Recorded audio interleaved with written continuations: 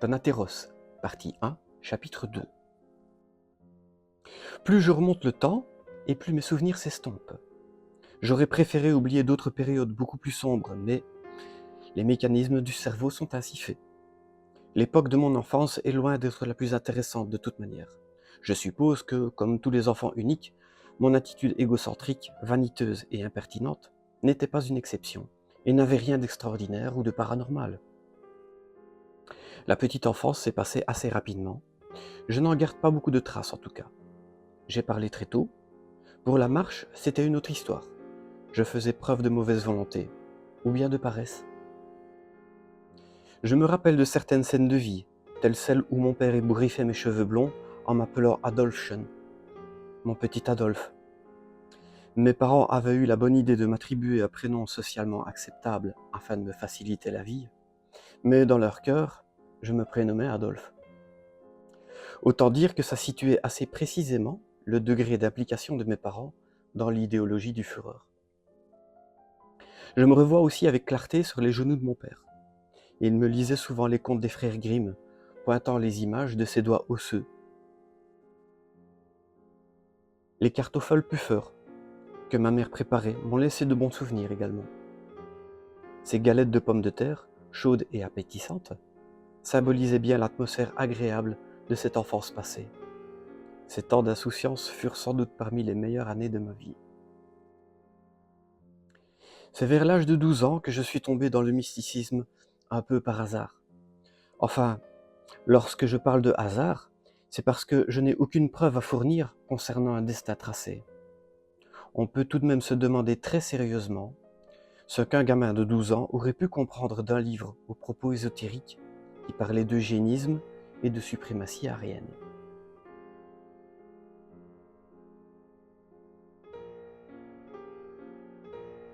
C'était un jour de printemps, comme les autres, en début de soirée.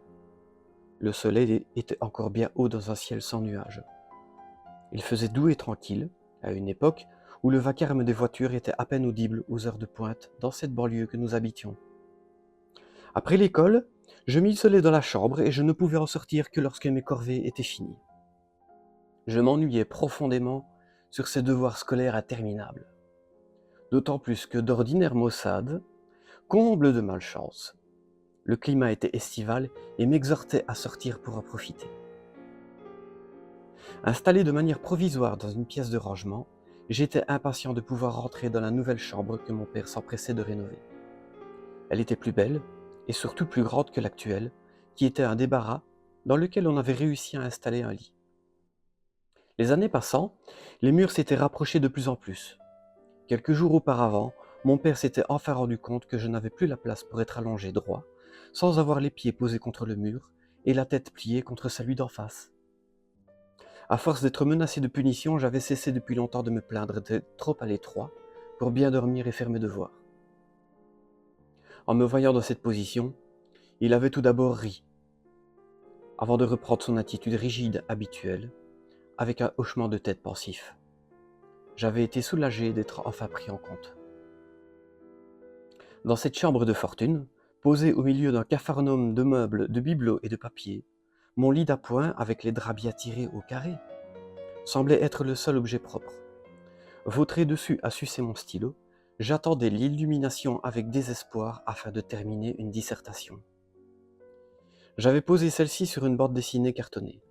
Tout attirait mon regard, sauf cette page sur laquelle j'avais écrit la date, mon nom, et « Il était une fois », en préambule d'une histoire que je devais inventer sur un sujet donné.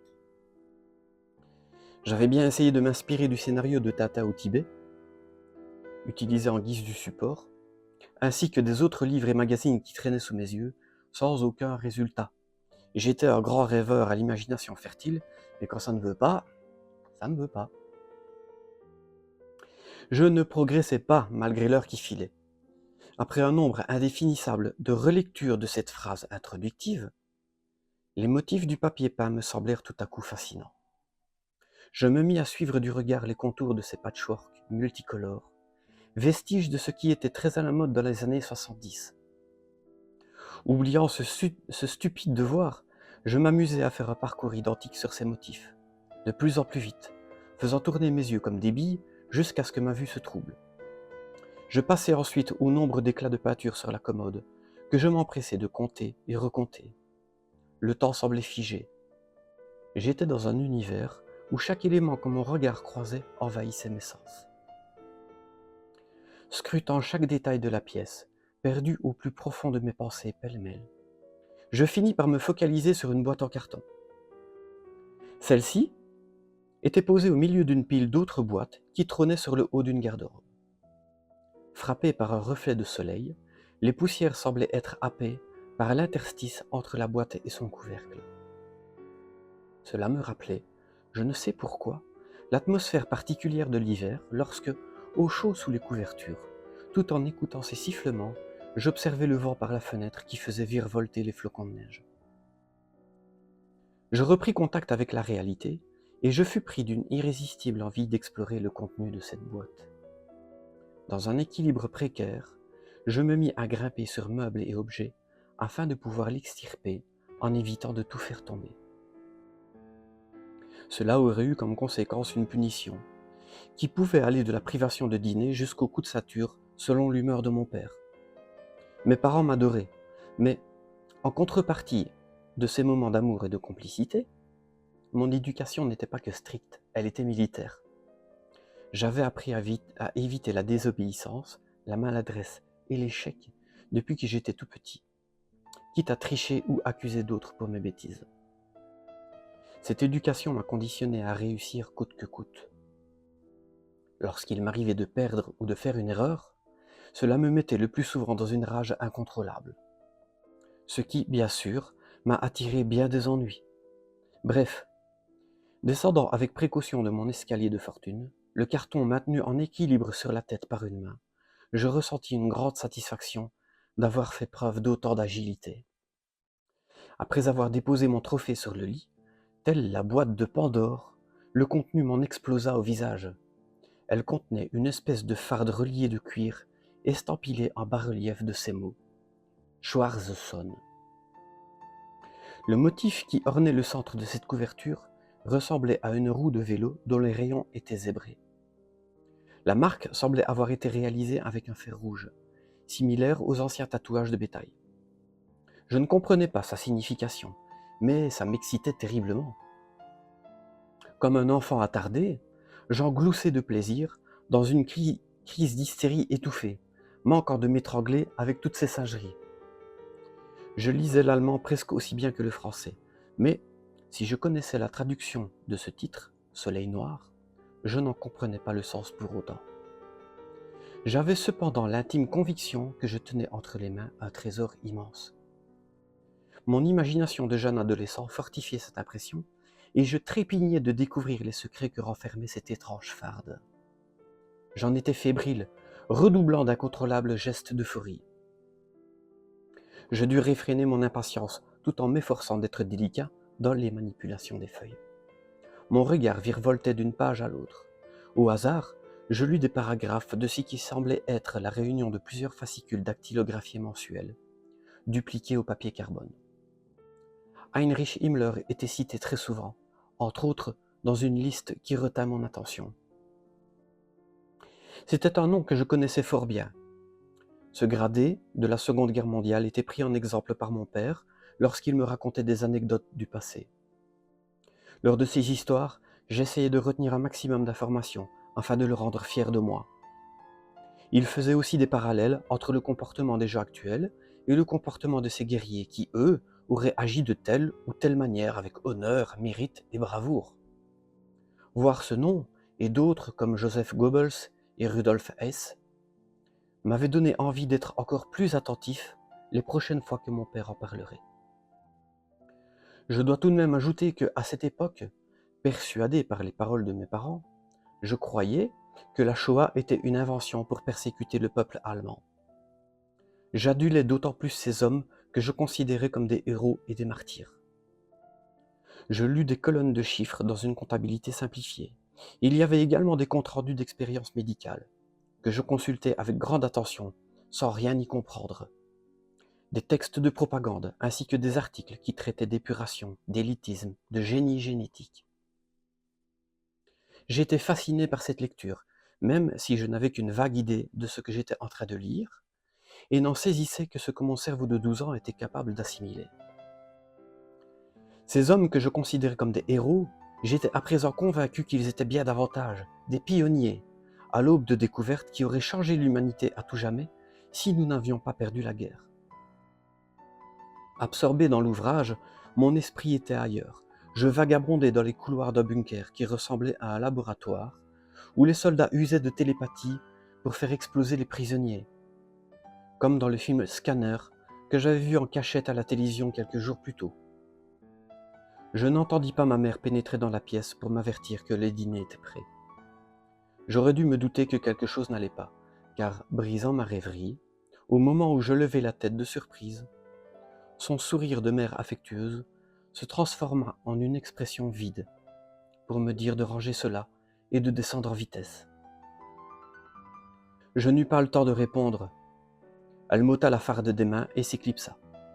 Obéissant, je rangeai la page de ma rédaction et mon plumier avant de rejoindre mes parents. Je m'assis guilleré à la table de la cuisine, où mon père et ma mère étaient déjà installés. J'avais l'intention de les questionner à propos de ce livre, et j'étais à des années-lumière de me douter des conséquences de cela sur mon avenir. Impatient, je voulus interpeller ma mère, mais ma bouche se referma sans un bruit. Elle était lugubre. Elle affichait la même tête que lorsque, 5 mois plus tôt, elle avait appris la disparition de son frère dans un accident. Mon père était blême, les lèvres pincées et le corps tout crispé.